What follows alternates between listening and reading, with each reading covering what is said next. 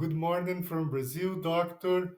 Bhavna Amburkar. It's a pleasure to speak with you again.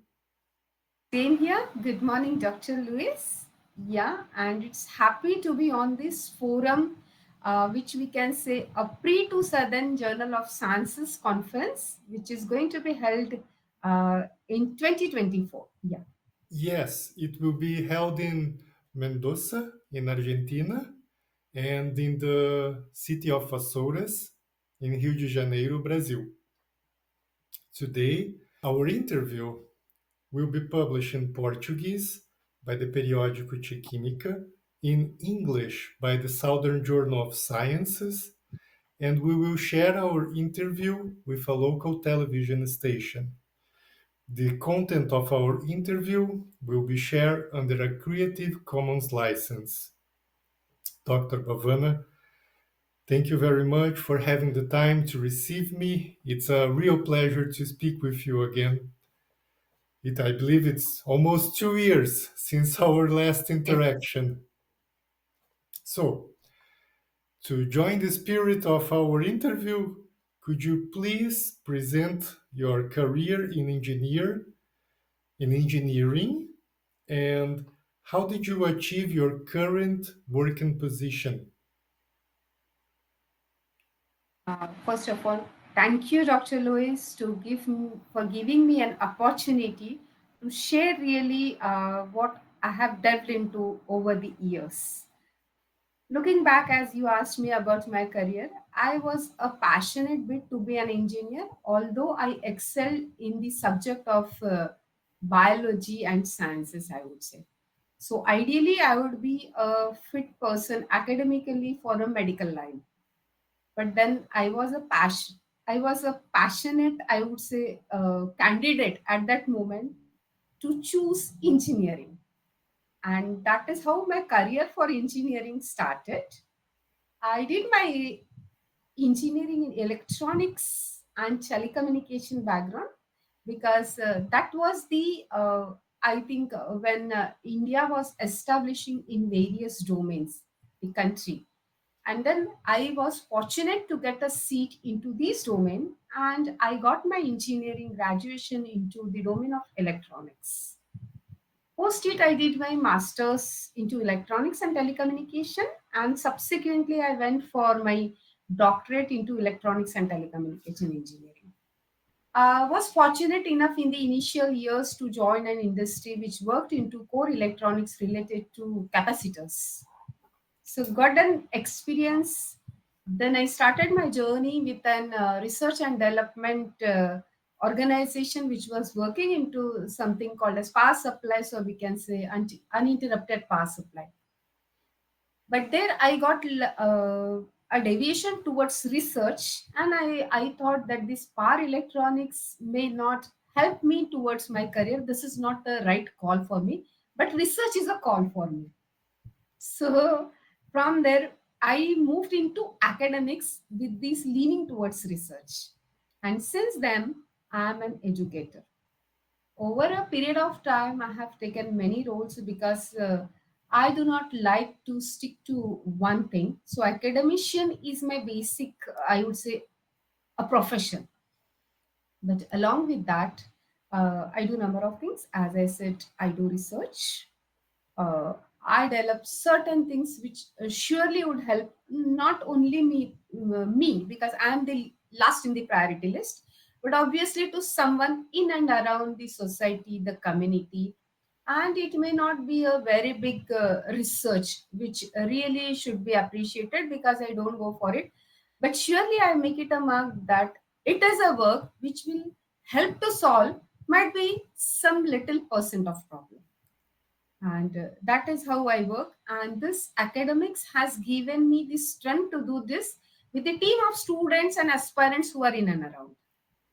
So it has ever helped, and that is how I think I have moved into my career. And today not only an academician, because with 25 plus years of experience into this academics line, as a professor in the academic category, I would say. But along with that, I'm an innovator. I'm an entrepreneur. I'm an design thinking expert. And this is how I would say my career has asked me to move further. So this was a bit of the thing, what I would say I would like to share with you. Yeah. That's very good. If you allow me, I would like to ask you another question regarding the beginning of your career. Okay, when you decide to choose for engineering and not biology or medicine, uh, did your family support your choice? How was that path? I think it's a big story because moving from a complete different domain to it was a 180 degrees flip, if I would say, because my father, he was really dreaming, or he was too passionate to look into his to look towards his child as someone who serves the society. He was a real social reformer, and he used to work for society, and he always dreamed that my children should serve the society in one or the other way. And that was the basic reason why he was looking towards his children as a medico. I being the eldest, and somehow even my academics growth has shown that leaning my academics excellence was also in biology, and various ways I used to get connected with nature. All those things went very well. So it was everywhere that it could be said that she could be a medico, a doctor, and surely which she can go with the society. But I don't know, as I grew up, I came across certain things. I am a avid reader actually. So I used to read books a lot, and among this, how I grew, I don't know, if I look back, I would say during those days, try to recollect, I would say I should have something concrete way which will really revolutionize something. And might be, unfortunately, although I was ever blessed to have the exposure to all the, I would say, updates and the knowledge which is required at that age. But typically when I compare, I thought either I was leaned or I got influenced towards that engineering field, wherein it went into my mind, or it was somewhere subconsciously which I caught up, is that engineering is something which will help you to make this concrete rather than this biology. And that was the simple reason from where I moved. So this was the base of it. Now, how it took a turn, it was a really, I would say, a war between me and my father, typically, not my mother, because she supported me for this. But my father typically looked me, and over and above, wherein people look forward to get admission to these public universities of medical. And I got it. And now again, moving from there to this side was a big game. So it took lot many efforts for both of us, not only for me, but even for my father to mentally prepare himself that what he was looking to. And she has excelled, and she got a seat into that academic domain, also medical academic. Still, she wants. She is at that moment, I would say I was a bit stubborn for it. That no, I'll go for engineering. So I stood, and then I think, okay, it's okay. That is how my journey started. But again, that's not the end of the story. Let me tell you. I realized this over a period of time. And since last 10 years, I don't know, I'm working into medical field with engineering.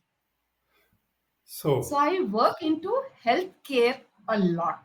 And then I realized somewhere inside me, I'm a medico, but I wanted to do engineering with medical sciences. And this is what today I'm doing. that's very good. I think it was quite of a turn that your father had to take, and you too. And I'm glad that you take this path because we can talk about it today. It's very good. Yes. So might be we should share. I feel we should share because someone somewhere must be in the position what I was in a dilemma some years prior. Yes, I can say that at least in Brazil, Engineering, it's not a common path for ladies to take. So it's very rare. Not very rare, but it's not as common as other courses. That's what I mean. So moving on, because I believe that you are busy. Okay, let me make my next question.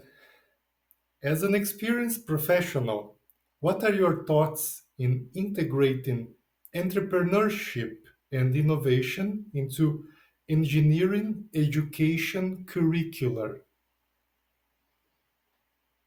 Thank you for the question, because this is my passion and this is what drives me today. Yeah.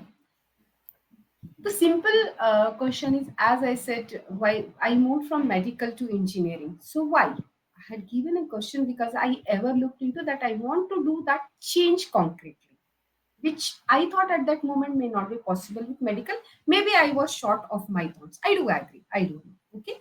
Now today, when we do engineering and over an experience of this many years into engineering, what I saw is people or the aspirants or the candidates, engineering undergrads, they work on the projects, they build certain projects, they study certain subjects. At the end of the career, if we really try to ask, you have learned 40 subjects over a period of your course of undergraduation of engineering, what is that which is going to help you further?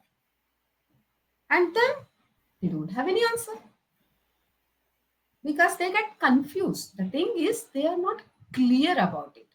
So the question here is, then I went into reverse engineering, let me share with you. And the reverse effect told me, why is this? Why does this happen? So that was from the point of view of an academician. This is the question. My students do not have any answer to this. So what is the answer to this? Because they don't know where to apply which subject at which point of time. So I got the answer for the first question. Then second thing is, if they want to really apply any course which they are learning at that point of time, how should they do it? So obviously there is a curriculum called as project based learning in the undergrad education. Then they should apply that. But is it really happening? And then I found out it was not happening how it should happen. And from there, I took over this something called as innovation and entrepreneurship. Then, how to start with it? So, the first thing is to start with it. Do not go with a mindset that you want to build a project. Go with a mindset that you want to build something which will help to resolve something or to apply something or for the usability. And then if you find out this something, then you will get to find out a solution for it. So that is innovation. The second thing, if you find out this, why should someone use it? If I say, Dr. Lewis, I do have something, why will Dr. Lewis use it? Unless it is tested. So if it is to be tested and validated, then it is termed as a product. So in simple words, it is entrepreneurship. So that is how I embedded innovation and entrepreneurship into academics, playing the three roles together. Thank you very much. That's a very nice way to start the students in this path. And it's very important. Dr. Bhavna, as the chief mentor in charge of the entrepreneurship promotion and innovation cell, what are your goals and vision for fostering entrepreneurial ecosystem within the institute that you work and beyond?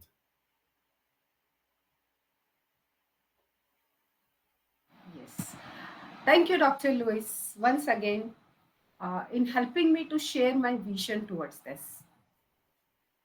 Being in charge of this entrepreneurship promotion and innovation cell, at Symbiosis Institute of Technology, which is a constituent of Symbiosis International University at Pune in India. Uh, I would really say the vision here goes to spread the or to create the ecosystem for innovation and entrepreneurship. Because the very first thing, today the aspirants, the learners are not aware about what is innovation and what is to be done with this innovation. So I think this is much needed for each of us. The very first thing to know what is it and how this will help anyone to develop oneself. The second thing, once they are aware with this innovation, then the second step would be to go for entrepreneurship. I do agree because today, if we look into, there is just less than 3% learners who would say, I would like to be an entrepreneur. There are ample number of reasons for this. Might be the reasons are pressures which come from family, society, number of things, liabilities, all those things. We do agree. But then, as an head of the cell, I would really look into to bring it to the notice to the students that with all these constraints, why not to attempt for this when there are less liabilities during your undergrad, uh, I would say the undergrad tenure. So liabilities are less. Test yourself, look into whether you can innovate something, whether you can be an entrepreneur. If it gets succeed, it's okay. If it does not, then also it's more okay because you will have number of learnings and you can start with your career. So that's the basic vision, I would say, creating this ecosystem for innovation and entrepreneurship. Second thing, as obvious, we look towards having more entrepreneurs rather than employees. So that's one of the goals.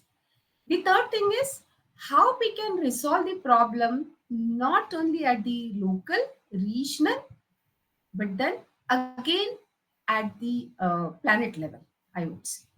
So we should create people who can resolve the problems not only for self but to the society, to the community, and to the planet at the large. And the last term, when you say commercial, because without commercial, nothing can move. So you should educate the learners to the extent that they start generating not after getting graduated, but when they are in the tenure of learning as an undergraduate so that they get an essence of entrepreneurship. So that's the vision, I would say. Thank you very much for sharing your vision with us. Dr. Bhavna, moving to our next question.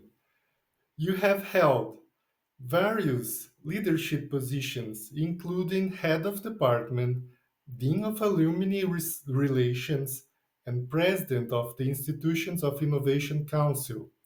What have been your key learnings and achievements in these roles? So very first thing, the over a period, I would say amongst all these leadership position, I hold the position of Dean of Alumni Association in my previous organization for almost 23 years. It's a long And time. it's a very long time. Yeah. And I would say I was fortunate to get the chance to initiate this. So, the institution of alumni cell at my previous organization was initiated by me. Yes. So, I would say what I got educated today might be more of the experiences which has given by my alumni rather than me getting learn or me learning every day. So that is the best part of my life, I would say. 23 years and 23, you would say all those years, the graduates who moved out of the institution, they are connected with you. They are across the globe. They are doing wonders. They are into many domains. They are holding many positions. They are not only employees, they are employers. They have come up with certain new things they have done, which is immeasurable contribution to the society, to the nation, to the community, to the planet, to something else. And you just think you are a person who communicate with them every other moment, every other time, holding this position, so which adds value to you not only professionally but personally. Let me tell you, I still remember LinkedIn was launched in early 20s. So 2000, 2000 2001 too. I guess so. I was not knowing and I had my account on it. And I was wondering, how does this happen? Because it was this, my alumni, who would see that, now just see for a while, I would say, as an educator, as an academician, it's my prime duty to see that my student gets educates, or the aspirant or the learner who really is looking towards getting educated gets educated. But now the role gets flipped. My alumni would ever see, ah, ma'am is there everywhere. So what more do you need? And the last statement which I ever say, I'm so blessed that I feel I'm the richest person in the world, because my bank balance is with so many pure hearts who go towards me in my bank balance. That's very good. So that was the experience of being and dean of that alumni association. Yeah. The second experience as an head of the department, obviously, that has added me a lot to my professional life, because every day you come up, you start your day not only for yourself, but you are supposed to see that there are 500 lives to whom you are to add value every other day. And to these 500 lives, there are 50 people who are going to add value to these lives, and you are going to plan for all these 550 people to make the outcome at the end of the day. So this is just to add a value, but then you will have to plan the day. In what way? What would be the resources? Are they in place? Do you need to add something to them so that they can have certain things, certain add-on to their life? What is the network which needs to add value to this complete process of adding something to others' life? So that was the biggest enriching experience, because it was day to day which you have to handle. So that was the biggest experience. And obviously, I would have tons of gratitude to the management and the organization who has given me this experience for a very, very big tenure of life by the trust they had in me. And the third thing which you asked was now the president of Institutions Innovation Council. So that is completely related to Institutions Innovation Council, is one of the idea of Government of India's Ministry of Education's Innovation Council. So every university or every educational organization should establish this council in association with Ministry of Education itself, which is Government of India's dream or a way to enable this ecosystem of innovation and entrepreneurship.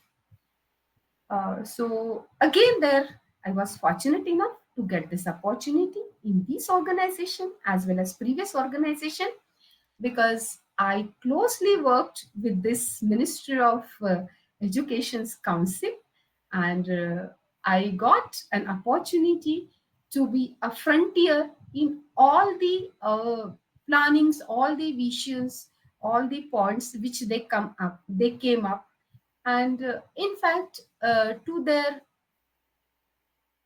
their examination, I turned up as a scholar, I would say. And hence, I was blessed enough to be a president, to be, and I would say, someone who was appreciated. The Institutions Innovation Council, which I headed as a president for 4 years, was always the highest ranked across the nation institute. And then with this event, I got an opportunity to mentor five higher education institutes into this domain. So it was a lot much of enriching for me, as well as sharpening my professional and personal things in my life also. Dr. Bhavna, thank you very much for sharing your career with us. And now, moving on to my next amount of questions. It's regarding the production of electronics in India. Okay. As an experienced professional in the fields of electronics and telecommunications, what what is your assessment of India's current capabilities and challenges in the production of electronics? Uh, you had posed the right question. Yes, I think this was done by Government of India few years back. What are the challenges for the production of electronics and related field in our nation? And today, happy to say before I touch upon your question, that Government of India has taken a lead, and we are already driving the semiconductor mission of producing the things in India itself. So now touching directly upon your question, yes. Today the thing is, as if I would say, yeah, India has always seen itself into the production of electronic components. That is how we grew. It was not today. In fact, when I shared of my starting of my career, I said I worked in an industry which was producing capacitors. So they Yes. were Asian capacitors, which is now overtaken by ABB, because ABB is a well-known industry related into electronics. So I was working, I started my career with it. So India is always into the production of electronics components, but moving with the pace of the industry growth and today's thing, that is semiconductor. Obviously, we have to reach that, and that is what is taken on. So at this stage, we are working simultaneously. Government is driving this, and with this driving for last 3 years, India has come up with certain of its semiconductor chips which are already into market, called as Make in India. So certain processors, anyway, as everyone knows, the fastest processor Param computer was devised in India and in Pune.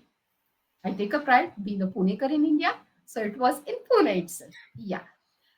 So similarly, we are coming up with certain things like we have devised our own chips, we have devised our own microcontrollers, we have come up with our own number of things, and yes, the pace or the acceleration of this production of semiconductor, typically which we call as electronics domain, is the highest today in the world.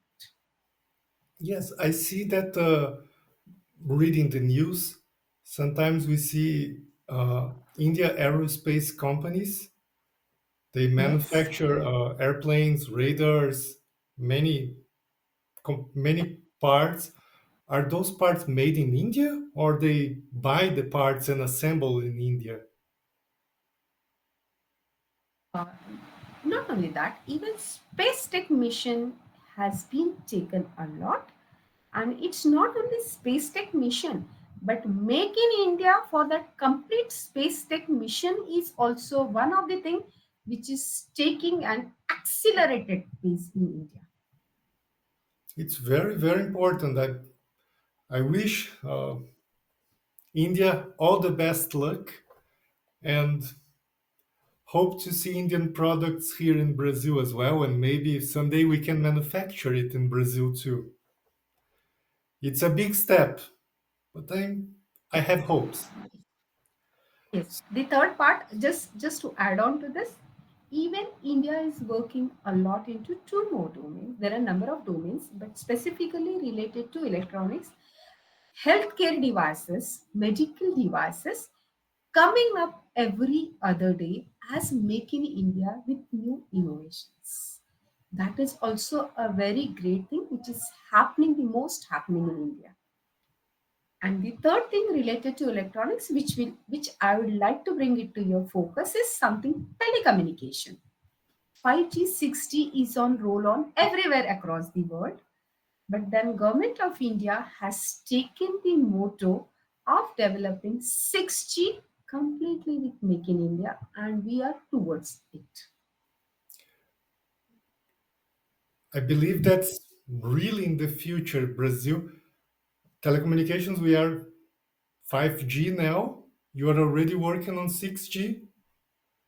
We have started working. I would love to see the results as soon as possible. Yeah, hope so. Let's keep our fingers crossed because yes, whole the world is looking towards it, and India has taken the challenge to make it. So it's our next vision. Yes. Very good. Now, please allow me to make another question. Now, regarding the collaborations between the academia and the industry, okay, how can academia and industry collaborations be strengthened to boost the domestic production of electronics? Yes. So number of steps are happening now, which was not in place few years ago, I would say. But it's already in place because the very first thing is academia as well as industry has taken one of their verticals to show the outcome in a year, that how much academia is uh, signing its, or I would say handshaking with the industry. Similarly, industry, how much is contributing towards academics to grow in terms of industry, because always there is a gap. We ever say there is a gap between academia and industry. So to bridge this, certain things are already happening at a very accelerated pace, I would say. And hence with this, what is happening, center of excellence, which are being I would say which are being initiated by the industry are coming to the academia. I would like to share with this the organization which I'm working with, Symbiosis Institute of Technology, Symbiosis International University at Pune, has recently developed the world-class state-of-art laboratories, which are being given by one of the best, I would say, automotive sector, that is Bajaj, because Bajaj is one of the famous industry across the world which is in development of motorbikes, and they have come up with a big center of excellence at Symbiosis. So this is one step ahead, which goes with your question. The second thing, what will happen with this is there's a separate curriculum which develops the skills of these students who are going to get educated in these specifically installed laboratories. So it will be typically hands-on with the advanced technology in these advanced equipped infrastructure laboratories, so that they can be directly a part of the industry to work with this advanced technology. So it is the most happening thing at this moment in India. That's very good. Fundamentally, the student already gets out of the academia inside the industry. Yes, That's yes. an So amazing integration. in fact, I would really like to take a step ahead, and I would invite Brazil universities to visit the Symbiosis International University at Pune to see these, how at first floor the students move into the academic classes and then move to the second floor to these state of art advanced laboratories to get themselves educated with the advanced technology. I hope to see it. Most welcome. Yeah. So, my next question, Dr. Bhavna, What role do you envision for incubation centers and startups in driving innovation and self reliance in the Indian electronics manufacturing sector? Already in place, I would say. Might be Dr. Lewis must be thinking whatever I start with, I said this is happening. And I would say yes, India is at the very right time wherein things are already in place. Means there is a vertical of government of India called as Ministry of Electronics and Information Technology, so which is playing a very bigger role in initiating typically innovations and startups into the domain of electronics manufacturing. So how is it happening? I'll just give you a view. How is it happening as what I'm sharing with you? And the things are happening that they have generated a separate vertical for something called as startups. And these startups, they pose certain challenges to the innovators.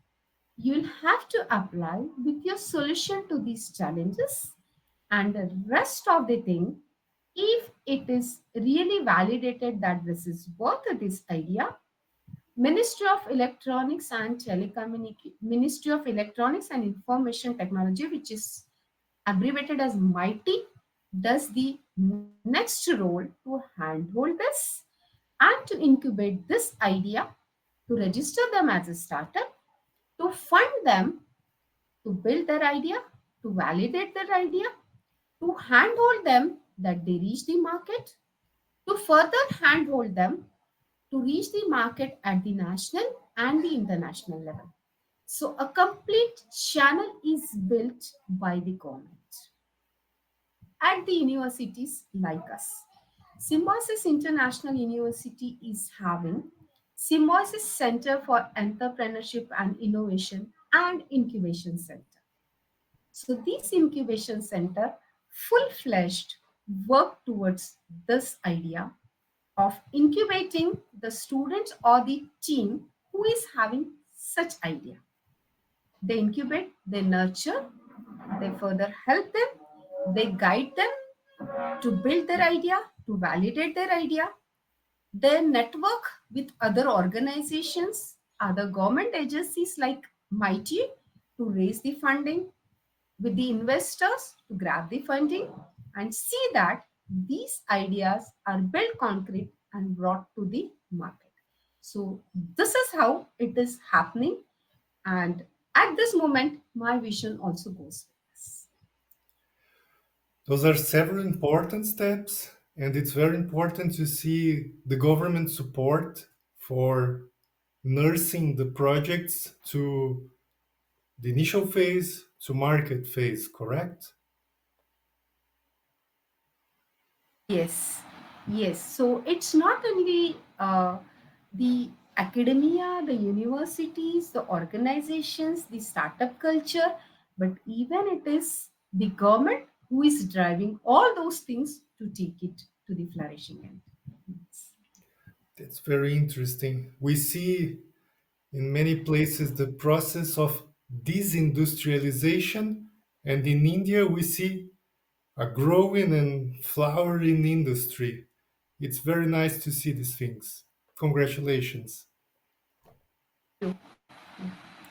So, allow me to ask one of your passions, the electronics in healthcare. In your Yes. curriculum, I saw that you mentioned some projects.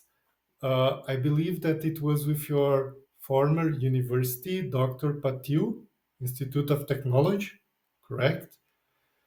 Uh, in the fields of physiotherapy and the Yes. dental college as well. Could you elaborate on the applications of electronics in healthcare that you have explored during your time in Dr. Patil Institute of Technology? Yeah. So I would say more I could explore with that only because it was 25 years my association with the previous organizations. organization, as you mentioned.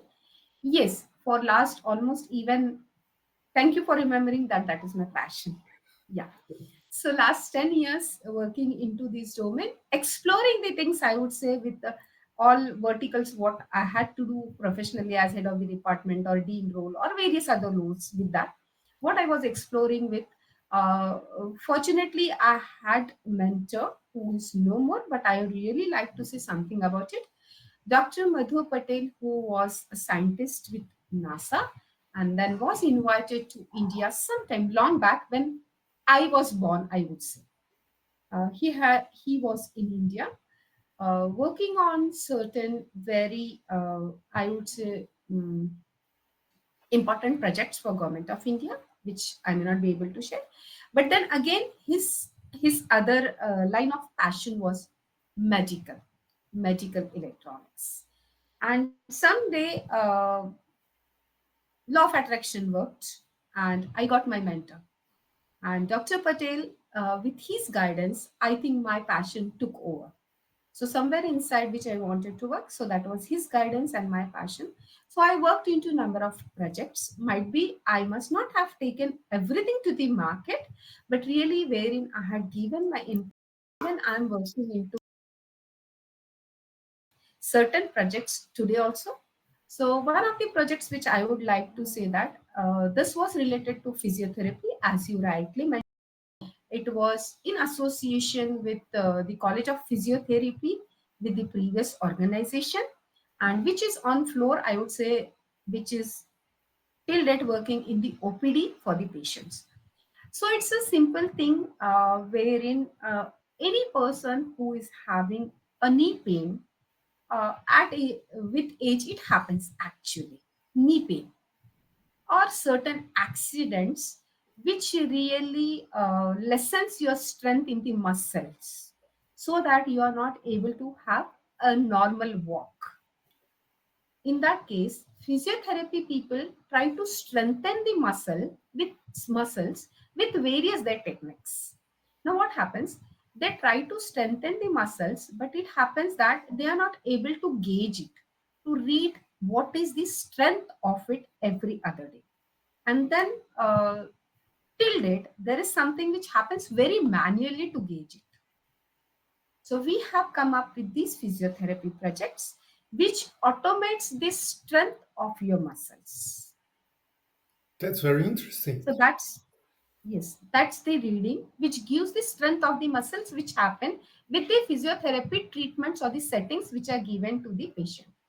The second thing, if there is something, I would say a neurological disorder, might be with ages or with some accident, people are not able to uh, motor functions, uh, their reading, their sense, I would say their reading as well as their hearing may get delayed due to the lethargy in the neuron, that is called as motor functions. So again, the device, the product which is being developed and which is working with the OPD of the hospital works on this. It gives you the thing that what is the delay with that patient and what is the sort of therapy the physiotherapist should add on so that this goes more nearer to the accuracy of it. So that is the physiotherapy, uh, I would say, the product which is developed. I was a part of it along with a physiotherapist, Medico, from the previous organization, and both of us has developed. In fact, to share, the doctor has achieved so many appreciations and laurels because she has presented it in various international conference at various countries, and we are having even an patent into that. We have developed a patent. So that is what is about the first product, I would say. The second product, as you said, with the organization, which is still yet ongoing because prototype was developed and we are in the phase of developing a product out of it. So it is something, I would say, a glucometer which measures the glucose level of your body. non-invasive Very interesting. from, For yeah, diabetes, non-invasive diabetes. diabetes, yes, non-invasively, uh, with your breath analyzer, something like that. So a prototype is developed, the product is in the phase. So that is the second thing I would say. The third thing I still remember in a conference 2 years back, I have given a keynote. I was going to ask you about that. I fall in love for that project. The Yeah. non-invasive dialysis. So this was something wherein my mentor was there, I would say Dr. Patel. And it was Dr. Patel's idea because the previous two ideas were solely of mine, but this idea which was with Dr. Patel, my mentor, Dr. Madhu Patel, and it's a simple non-invasive device, as you have heard earlier also, to detoxify. Yes, Yes. So that it is to see that how things are detoxified from your body. So it's one of the simplest and the non-invasive way which does not hamper anyone. In fact, people who have to go into that mode of what we say, mm, who the creative creating level once it goes beyond. So in that case, this is one of the helpful way. But still, we haven't come up with the product because Dr. Patel is no more, and that it is validated that complete product is ready, but it is not commercialized and not taken to market. I wish it happens soon. me So too. I this really was, enjoy that this project. It's a very nice, a very interesting concept, and when you look at that, it's so simple. Everybody can say, "Why it was not think about that before?"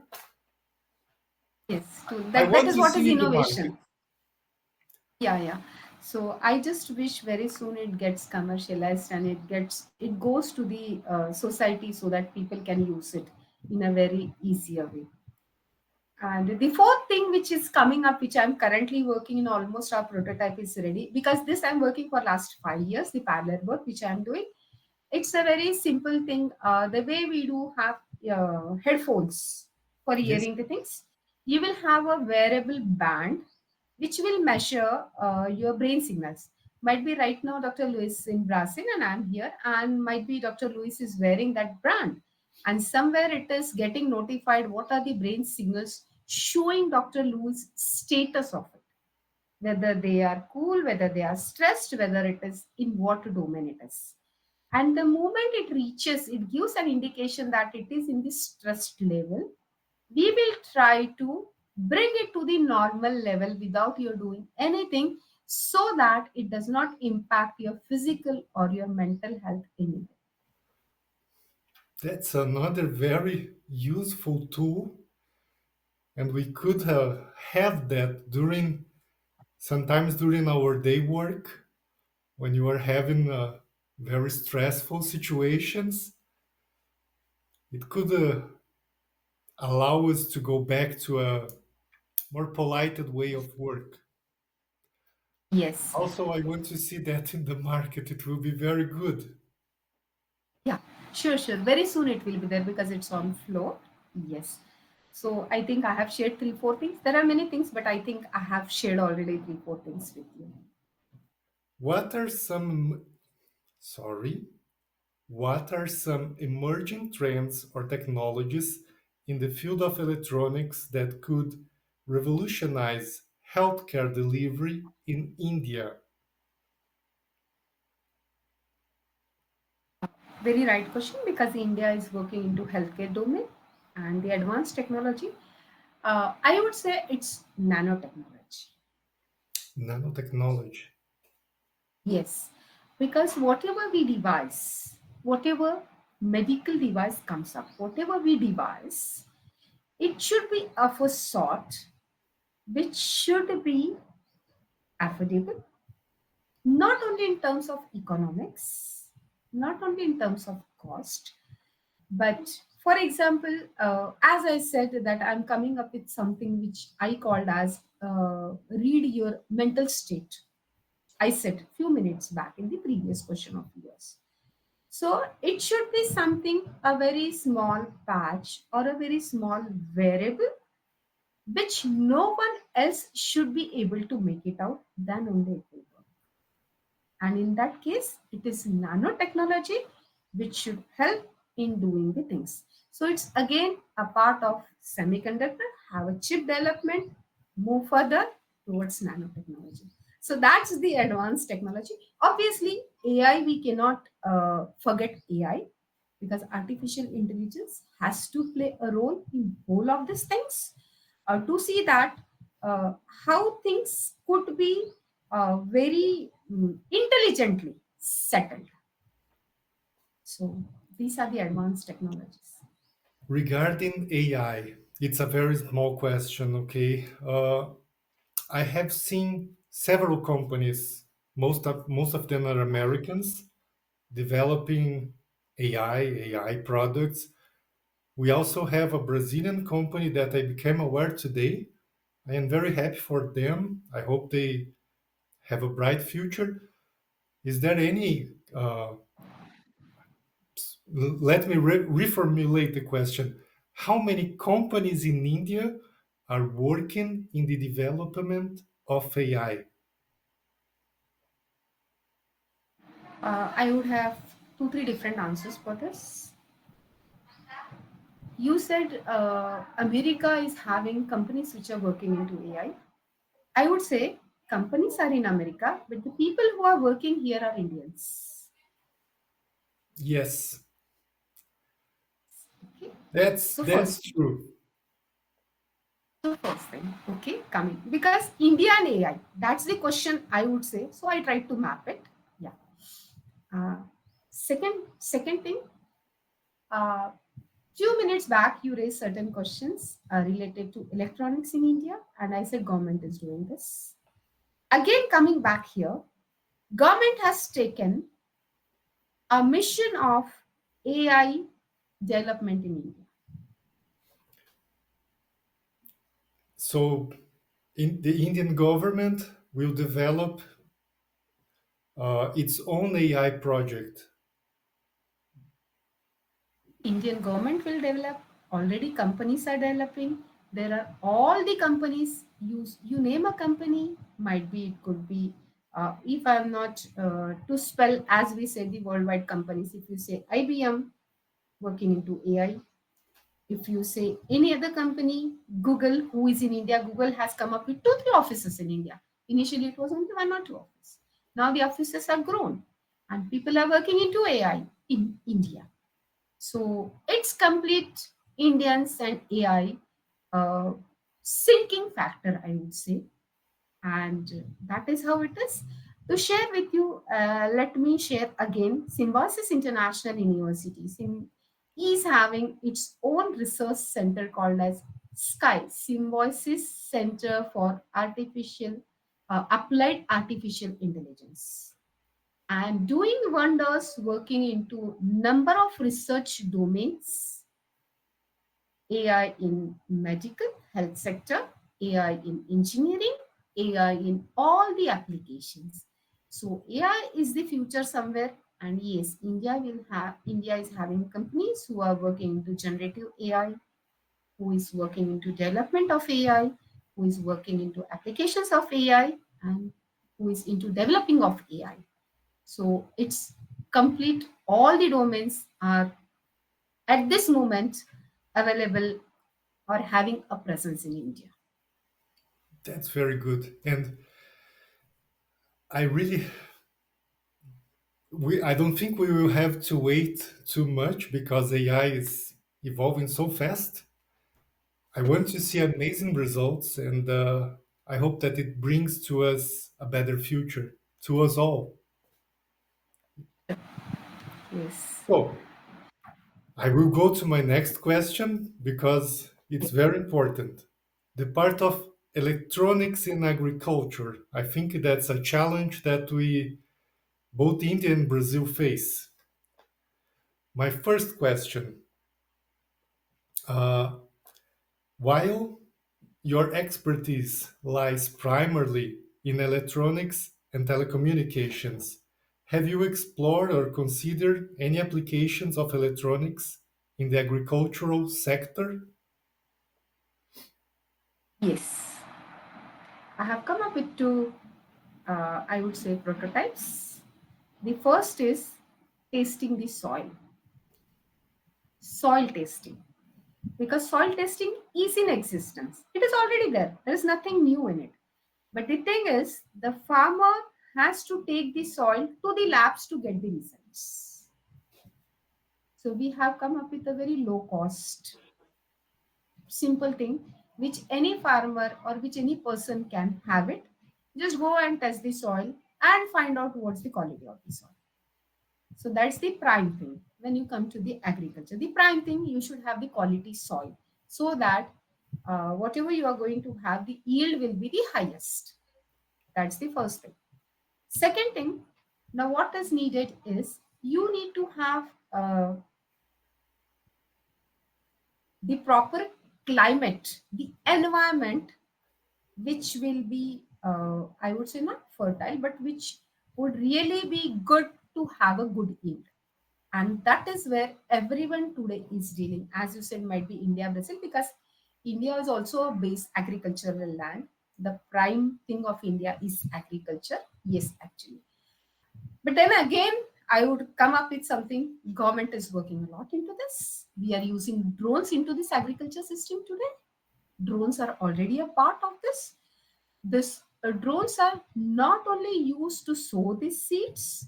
These drones are not only used to see the status of the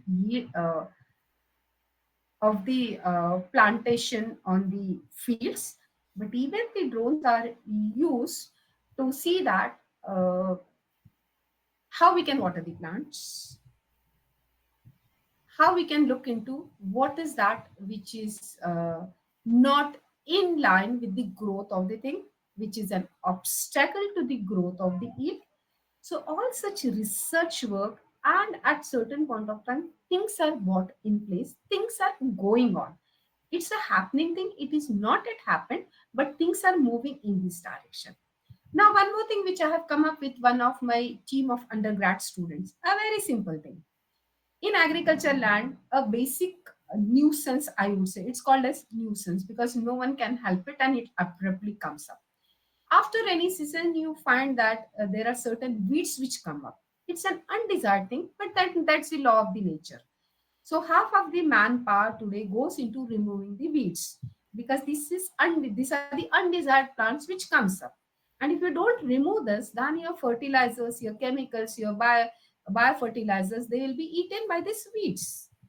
So it's needed to remove these weeds. And I came up with something, a very, very simple thing, a simple robot, which will help to remove these weeds instead of manual labor. That A very simple robot which works on solar and which works that's remote control. So where you need now 10 people, a man labor of 10 people with 10 hours for 3 days, now it will take 1 hour with your simple mobile phone to work it remotely and you'll get the plane land. So certain things like this. The third project which I worked with my team of undergrads, this was a postgrad student, and this was the yield which you get might be you're having certain fruits with you. Find out what's the quality and what's the content, because so many fertilizers, chemicals used nowadays in agriculture. So what's the quality of the end result which you are going to get? Might be vegetable or might be fruit. And we have come up with a system which gives the contents of that fruit, whether it is in ripened state. If it is in the ripened state, what's the sweetness of it? What would be the sweetness content of it? What would be the chemical content of it? Something like this I have worked personally, as you have asked the question. Other than that, things are really coming up. People have replaced so many things in India. Make in India has really created a revolution in this domain also. yes, we I follow some developments from India, and everybody says it's very nice and impressive the accomplishments. So allow me to go. I have two more questions. One is smart farming and precision agriculture. They are gain the traction globally. In your opinion, what role can electronics play in improving agricultural productivity and sustainability? I think electronics is the major thing which will help sustainability and growth in agriculture sector. As you said, it should precision agriculture or smart farming. So smart farming consists of something which we call as most of the things automated and most of the things which will reduce man labor so that it gives accuracy. So both of the things can be achieved with electronics. Let me share one of the things. A colleague like me with from one of the universities who also works into entrepreneurship domain, he has come up with something which we called as electronic bull, because for cultivating lands, for making them fertile, every time uh, before we grow something on the land, to make it fertile we need to have bulls who go through this and make the land fertile. So that's the process of farming, actually agriculture. So now he has come up with a bull who will do all these things. He will help to make the land fertile in the expected shape. He'll help to sow the seeds. He'll help to cut the seeds. He'll help to collect the seeds and put it in one way. So that is one of the way of smart farming. He'll help to even spray the fertilizers, that electric bulb. So that is one of the way of smart farming, because electronics will play a role in doing all these things. You need to have some microcontrollers which will do all these automated things.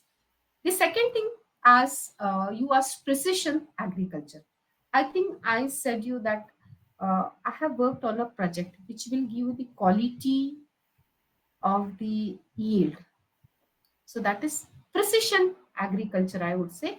Really go in a precise way. Uh, how much water content is right now required for your plantation? So that is again precision agriculture. Find out the texture, the moisture, the quality of the soil. Define, you need this much potassium right now in your soil because that is needed for the best yield if you are going to have this crop. Find out you need this much water, this is required, and this much more is needed. So water accordingly, that will be precision farming. So that is again which will happen without electronics, it is not possible to happen. So Yes, electronics is the heart of all these things. On top of it, you add anything, might be AI or everything, that will work. But without electronics, nothing is wrong. that's Yes. true. Now, Yes. allow me to go to my last question. And that's by experience, I had some problems. How can we enhance the resilience and durability of electronic devices and systems to withstand harsh environmental conditions, enabling them to have a longer operational lifespan in the agricultural sector? I think anyway the electronic devices which come up are very sensitive. They are very sensitive. They are not like something which we call as robust. We can build a robust device, but with Make in India, the first step is to develop a chip, a component. And once we do that, then that would be the next step to have a resilient or a robust electronic, not chip, not device, but a chip inside, which will really withstand. But as far as right now, what I can say, things are quite robust, yes, but you cannot say that they will go lifelong. Obviously, It's we need impossible. to work. Yes, we need to just work to see that what quality results they will give over a longer period of time. That's what we can say. Yes. So resilience, yes, it has to be there, but obviously it will be with a defined time period only. That is what we can say. That's very good. I have done some projects for pleasure, to say the least, and I have encountered some difficulties with oxidation of the components. I really Uh, hope to have more reliable things that will last longer. I can resonate with what you are saying because we too have encountered typically, I would say, certain in water tank because you are working into that domain. So I could relate it very easily. I could resonate. And if you put something into that water tank after 13, 14 months, it's absconding, I would say, because it gets rust and it melts and it's nowhere, it does not exist. So you come from that way. I got that question because that project came to my mind, how it got rusted and it got melted and it's no more. So someday we ourselves had put some project and now it's nowhere.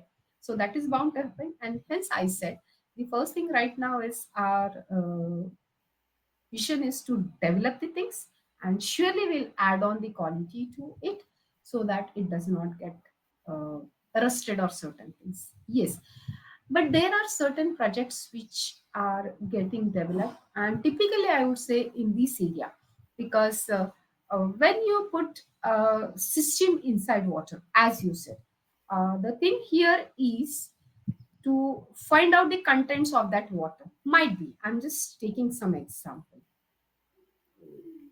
So we can do it without entering the water also.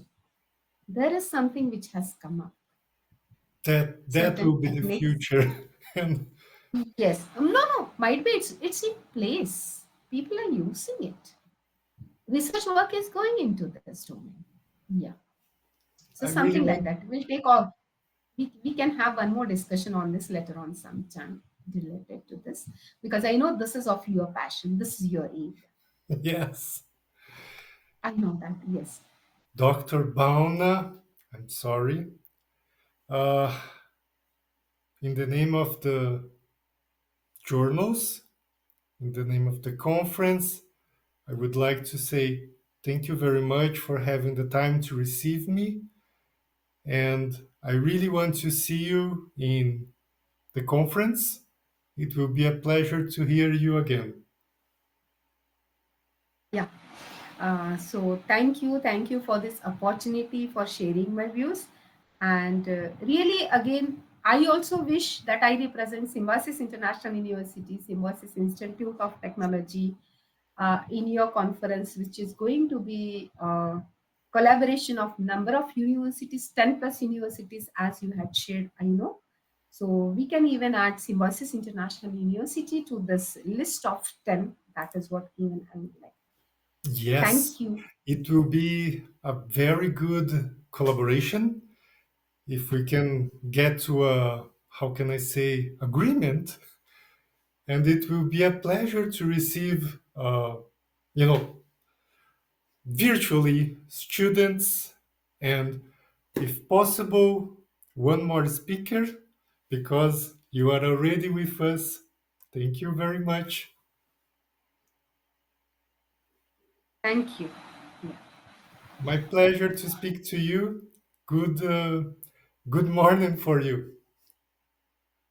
Thank you and good evening to you. No, even good morning for you also. I think you had Yes, yes, already entered the other date. Yes, yes, yes. yes. Okay. Yeah. Okay. Thank you. Thank you, Dr. Luis. Yeah. Bye bye.